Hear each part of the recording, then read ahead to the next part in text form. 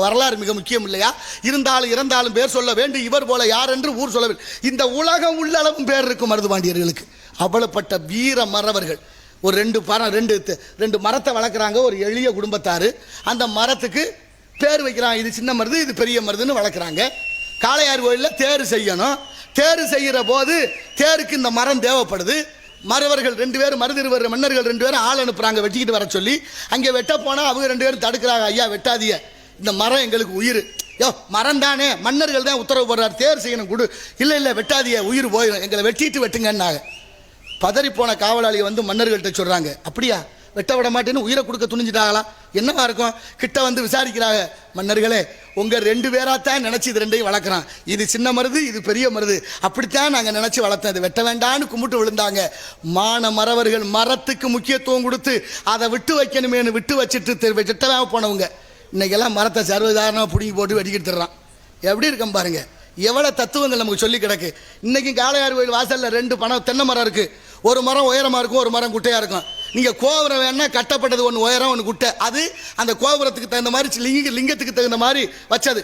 ஆனால் இயற்கை பறைசாற்றுது பாருங்க, நான் சின்ன மருது நான் தான் பெரிய மருதுன்னு. அதுதானே தலைவணங்கி நம்ம கும்பிடணும். எவ்வளோ மகத்துவம் வாய்ந்தது.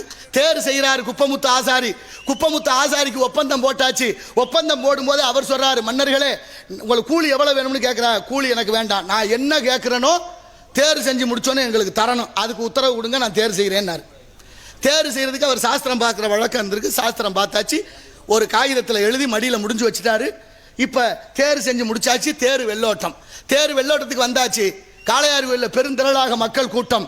மன்னர் இருவர்களும் உங்களுக்கு தேரில் ஏறி உட்கார போகிற நேரத்தில் சொன்னா, ஐயா எனக்கு கூலியாக தர்றது கேட்டனே, எது கேட்டாலும் தர்றேன் நீங்களே. ஆமாம் இப்போ வேணுமா? ஆமாம் இப்போ வேணும். இப்போ வேணும், என்ன வேணும் உனக்கு கேளு தர்றேன். இந்த தேரில் எனக்கு கூலியாக நீங்கள் கொடுக்க வேண்டியது, இந்த தேர் வளம் வரும்போது நான் உட்காரணும்னு கேட்டார். யாராவது ஒத்துக்குவாங்களா? சின்ன மருது துடிச்சிட்டாரு. ஆனாலும் சொன்னார், பெரிய மருது ஏதோ காரணம் இருக்குது, காரணம் இல்லாமல் நடக்காது, உட்காரட்டும் விடு அப்படின்னு அனுமதிக்கிறார் பெரிய மருது. இப்போ தேரில் குப்பமுத்து ஆசாரி தேர் சுற்றி வருது. ஒரு இடத்துல வரும்போது தேர் சக்கரம் ஒரு இதில் ஏறி இறங்க, மேலே இருந்த குப்பமுத்து ஆசாரி தடுமாறி விழுது, சக்கரம் ஏறி இறங்குது. உயிர் விட்டு அவரை கட்டி அழுதுகிறார்கள். மடியில் ஒரு காயினருக்கு எடுத்து பார்க்கிறாரு. தேரில் யார் முதலாக சுற்றி வருகிறார்களோ அவர்களுக்கு மரணம் சம்பவிக்கும் என்று எழுதியிருந்தது.